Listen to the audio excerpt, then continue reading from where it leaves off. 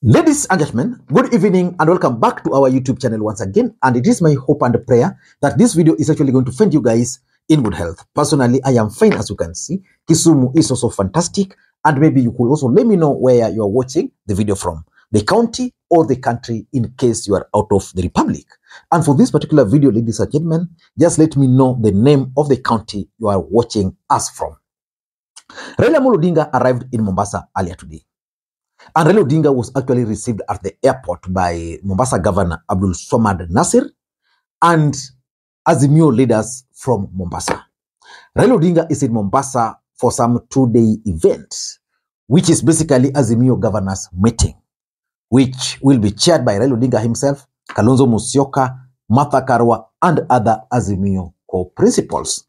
And for me, that event in Mombasa is significant, politically speaking, for two main reasons. And that's why William Ruto and Kenya Kwanza are on high alert. Number one is basically the timing of that event. Why do you think Raila Odinga chose this particular time to meet with Azimio governors?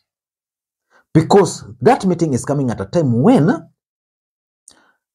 someone like Simba Arati had actually started taking on Kenya Kwanza. You saw the way he took on Rigathi Gachagua over security. And then it's also coming at a time when Abdul Swamad Nasir was taking on the government over the issue of the port. What is really happening? Is it possible that most of these governors, because remember, immediately William Ruto took over, he embarked on trying to win the support of Azimio governors, specifically ODM governors, and he was very specific on the specific governors he wanted. Is it possible that some of these governors are now drifting away from William Ruto? So the timing is significant. Number two, the choice of Mombasa. Why do you think Raila Odinga chose Mombasa for this event? For me, two reasons. Number one, Mombasa is one of Azimio's strongholds. And the Mombasa governor is one of the governors which William Ruto really wanted. By the Mombasa governor hosting this meeting, basically he's sending a message to Kenya Kwanza. Number two, I also think that the politics in Mombasa is now conducive for Raila Odinga to host such kind of events in Mombasa. The port of Mombasa. Just listening to Abdul Swamad Nasir talking about the port of Mombasa the other day. Please tell me, what has the national government done for the people of Mombasa? Kama viongozi tumekaa chini, tena tunawaita, hatuwaiti kuja kwenu, tunawaita muje kwetu, muje kutuambia haya fununu ambao kwamba tunazisikia kuhusiana na bandari. What is the take of the county of Mombasa in this whole transaction? Haya watu wa Mombasa hawezi kubeba kiholela kuholela. Haiwezekani.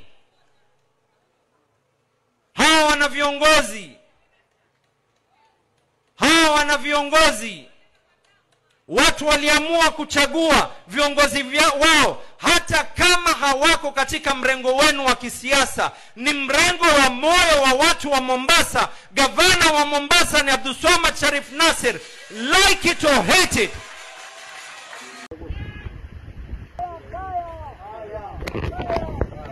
Ukimdharau gavana Mombasa, umedharau wakazi wa kaunti ya Mombasa. Sisi kama jamii wa Pwani, kulingana na yale mambo ambayo yamezungumziwa na Abdul Swamad, kwamba bandari inaenda kubinafsishwa bila hata viongozi kuhusishwa, bila jamii kujua, sisi tunapinga hiyo.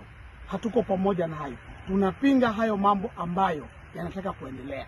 And then also listen to the Nyali member of parliament trying to defend the move by the government to an extent that now different words are being given new meanings, because previously the Nyali member of parliament, Yicho Pevu, was very critical of any move to privatize the port of Mombasa.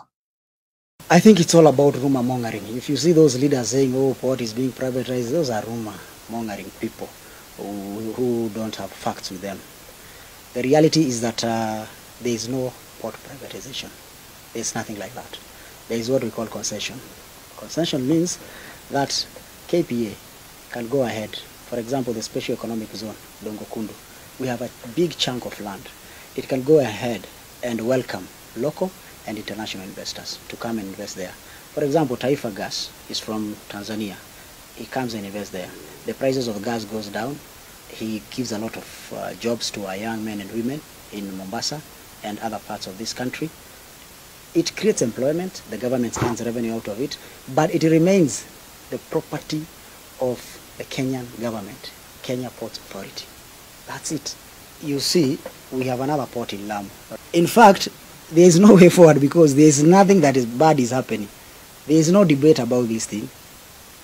But I'm happy because there is a plan of making sure that all coast members of parliament, all coastal leaders, including the stakeholders, are going to be invited at the port where we are going to have a meeting, and those who don't know will be taken through. Because if you stop somebody and tell him, now I've heard you saying this, can you give me facts and figures? They have no facts. But what's Raila Odinga's objective in Mombasa? That's exactly what I want us to do in this video. But before we do that, for those who are watching this channel for the first time, please take a second or two, click that subscribe button so that next time we produce a video like this, YouTube will automatically notify you. And to the subscribers, I want to continue thanking you guys for your continued support. Because without that support, this channel cannot be where it is. Ladies and gentlemen, without any further ado, allow me to dive in. But before we dive in, also allow me to introduce you guys once again to Brick Solutions. Brick Solutions is one of the best IT solutions providers in the Republic of Kenya. So if you need any website development, software solutions, you need networking or structured cabling, or you need to just install CCTVs, please do not hesitate to contact them. At least I can recommend them to you. I've recommended them previously to people and they've offered exemplary services. So you can contact them using the numbers you are seeing on your screen. Ladies and gentlemen, why do you think Raila Odinga is meeting with Azimio governors? Well, we all know just the other day, Raila Odinga told his supporters from Bondo that he's not retiring. And he also told them that he'll not be talking much because he's giving the bipartisan team chance to speak. Why do you think Raila Odinga is in Mombasa? Number one, in my view, I believe that Raila Odinga is trying to rally the Azimio governors back to the fold. If you want to understand that, let me just go through the program a bit for you to understand. According to this program, today they were supposed to arrive, and then at 6 p.m. they are supposed to have some dinner. Then tomorrow, which is the main day, the events will begin at 8 a.m. where there's going to be registrations and prayer. Then at 9 a.m. there's going to be introduction. Then there is going to be welcome remarks by His Excellency Governor Nasir, who is the host, and agenda setting by Governor's Whip, who is Simba Arati.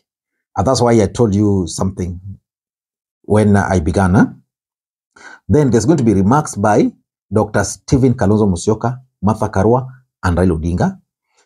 Then at around 9 to 10:15, there's going to be county status reports. And the person who is going to give the report is Andrew Mwandibe. This guy was elected as an independent governor. Remember, Azimio decided to support Samboja, who is a former governor. Now, this guy was the ODM member of parliament for Mwatate. Yeah, so when he decided to go independent, ODM basically supported him. So it's being brought on board. There was a worry that William Ruto was trying to target him. And then there was also, Kilifi Governor Gideon Mungaro is also going to speak at this event. Then there's going to be presentations by analysis of debt and public policy by Alex Owino. And then there is resource mobilization by Deritu Murithi, how they can mobilize resources. And then there's going to be some breaks. And then there are going to be some presentations by on development of data warehouse and analysis by Winnie Odinga. And then we are going to have plenary, which is going to be Abdul Somad Nasir. Then closing remarks by Raila Odinga. They're going to take photo. There's going to be a press conference, and then there's lunch. So basically, if you look at it, prominence is going to be given to coastal governors, who are basically ODM governors. So Raila Odinga, in my view, is trying now to bring back these governors back to the fold because William Ruto was really targeting them. Number two, I think Raila Odinga is going to try and expose the trap that William Ruto actually laid for these governors. And don't be surprised that he's going to tell them a lot. When William Ruto took over, he understood one fact, that Raila Odinga's politics is always organized around governors. And he identified Simba Arati. William Ruto identified Kakamega governor, Baraza. He identified Mombasa governor. And who else? I think those were the key governors. William Ruto, they were four. I think those are, in fact, and Makwiny. Those are the four governors he targeted. But now, it is clear that, for example, in Mombasa, he has a candidate.